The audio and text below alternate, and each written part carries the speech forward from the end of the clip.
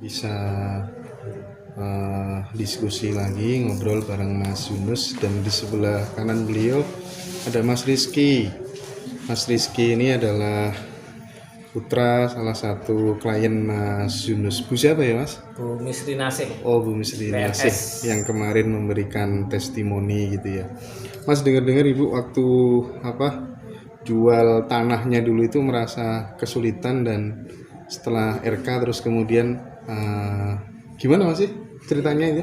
Iya, waktu itu kan lagi ada ya masalah finansial ya. Okay. Kemudian diputuskan untuk mau menjual tanah. Itu udah datang ke mana-mana, udah datang ke Pak Wol lah istilahnya itu buat jual, terus tawarin kemana kok susah banget. Akhirnya datang ke Mas Yunus buat minta di RK. Setelah RK beberapa waktu itu malah pembelinya yang datang. Pembelinya yang datang ke rumah. Yang datang ke rumah. Dan harganya sesuai. Harganya sesuai yang diminta. Nggak nawar sama sekali malah. Ya, langsung beli, ada deal waktu itu, langsung terima uang. Tanah di mana itu Mas? Di dekat rumah sih. Oh iya. Udah lama Mas ikut Mas Yunus Mas?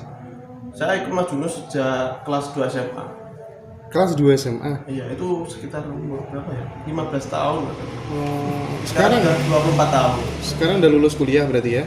Belum, kalau lulus. Oh, semester berapa? Semester 11. Tapi sudah jadi pengusaha tak diteruskan lagi Mas. Semester 11 Mas? Wah, kurang banyak Mas.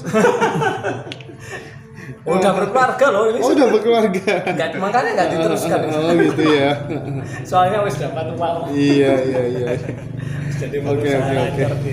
Mas, melihat Mas Yunus tanggapannya bagaimana, orangnya seperti apa gitu? Saya kan baru kenal, kasih bocoran dong. Oh iya.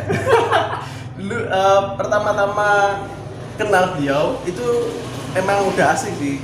Cuma nggak sosok seorang guru yang kaku gitu loh. Gitu ya. Nah, itu enak. Jadi belajar itu juga nyaman. Kayak gitu. Bahkan nggak merasa belajar gitu ya, mungkin ya. Ya kayak temen lah. Ya sangat fleksibel, sangat dinamis, tidak terkesan menggurui gitu ya Mas ya. Oke. Awal-awal belajar apa? Awal-awal belajar ngaji yuk. Ngaji Mas Tartilul belajar Quran. ngaji Iya kan ya? ngajinya kan jelek dia. Artinya ngajinya sekarang udah a'udzubillahi minasyaitonir rajim. Udah bagus tartil. Sesuai dengan ekspektasi orang tuanya.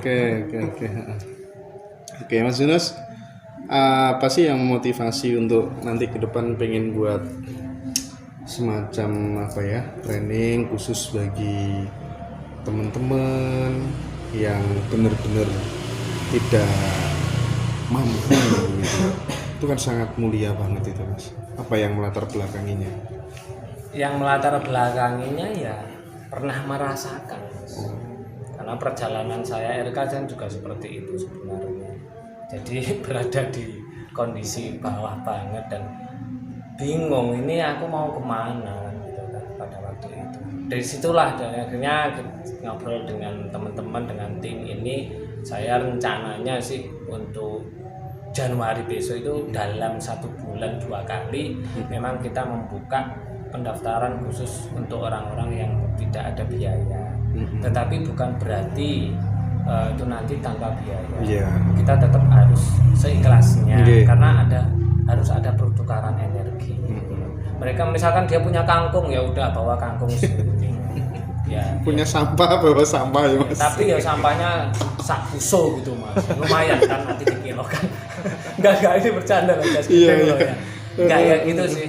Nah, kasihan kan mereka kalau dalam keadaan seperti itu nggak punya solusi dan lain-lain dan nggak ada yang mengarahkan. Ya udah, karena ini memang niat kita tidak hanya untuk teman-teman kan yang kaya akhirnya tambah kaya. Mungkin kalau kita nggak tolong mindsetnya, pengetahuannya, dia akan tetap seperti itu. Makanya insya Allah sih dengan doanya teman-teman, doanya semuanya, teman-teman yang melihat mengikuti ngaji Rasul dan yang lain supaya bisa membentuk kelas di mulai Januari nanti itu untuk teman-teman yang tidak ada biaya tapi harus datang ke Pare Kediri. Siap. Jangan kedatang ke yang lain soalnya sudah ada yang tertipu. Oh gitu ya. Ngaku-ngaku gitu ya. Ngaku-ngaku mengatasnamakan saya, mengatasnamakan RK dan minta transferan uang. Kita tidak pernah minta transferan uang. Iya, Seperti itu. Dan harus datang di Pare, kampung Inggris. Oke, Mas Yunus, ini ada pertanyaan dari teman kita di Solo, Mas Yunus. Bagaimana caranya merestart otak bawah sadar? Merestart otak bawah sadar harus membuang partikel api di dalam. Karena partikel api itu kan akhirnya membentuk mindset yang selalu terucap pikiran kata-kata negatif. Akhirnya ketika itu diulang, kata-kata itu akhirnya masuk ke alam bawah sadar. Kalau masuk ke alam bawah sadar, otomatis akan terproyeksi keluar jadi kenyataan.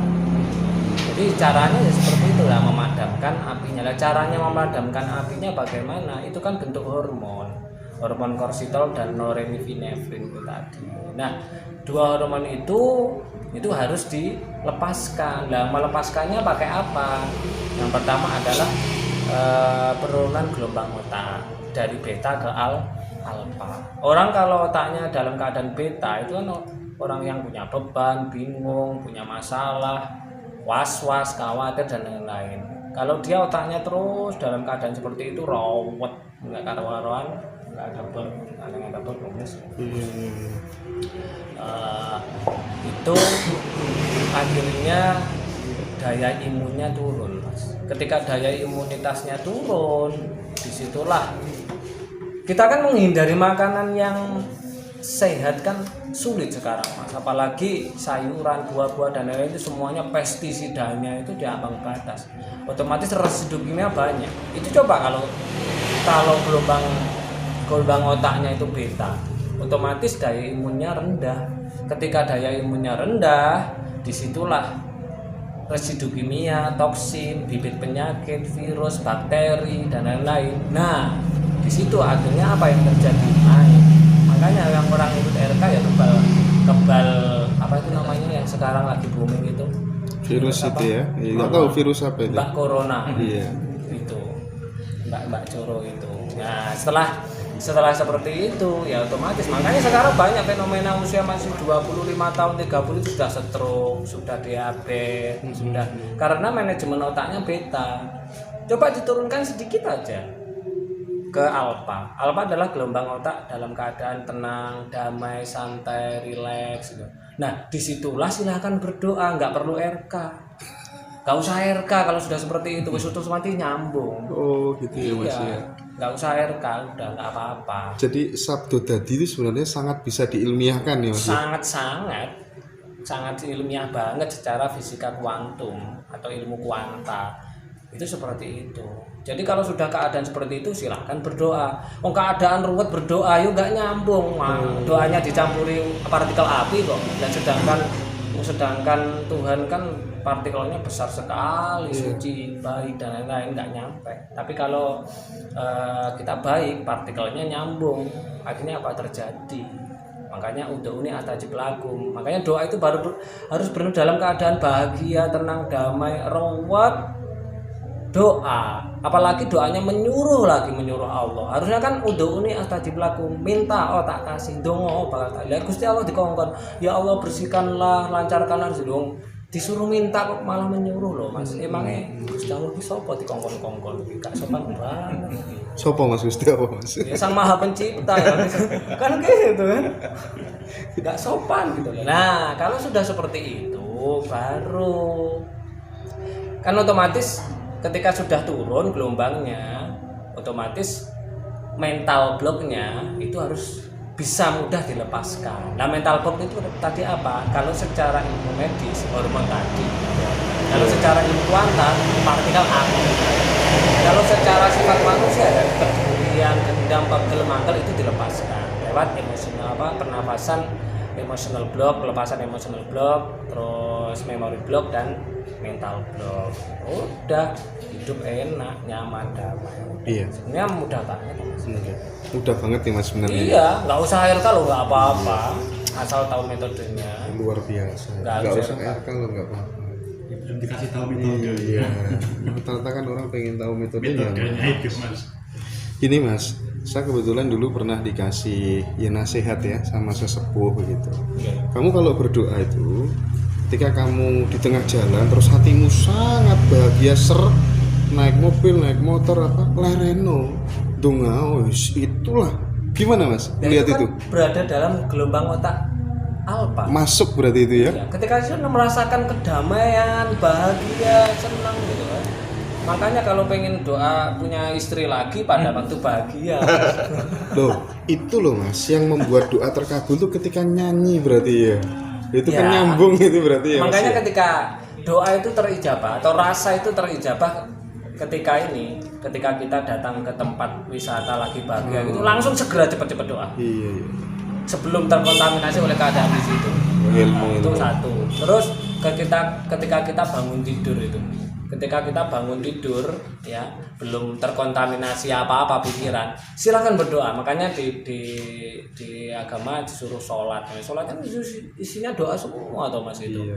Ya, tapi sayang sholatnya ini nggak kusuk Allahu Akbar itu mikir sesuk nyicil ngono ya nggak bisa nyambung. Nah, makanya harus diturunkan dulu gelombang otaknya itu seperti itu. Ketika nguap, seperti itu setelah nguap ini ada beberapa menit itu otaknya gelombang alfa. Silahkan buat berdoa. Itu juga gak nyambung banget.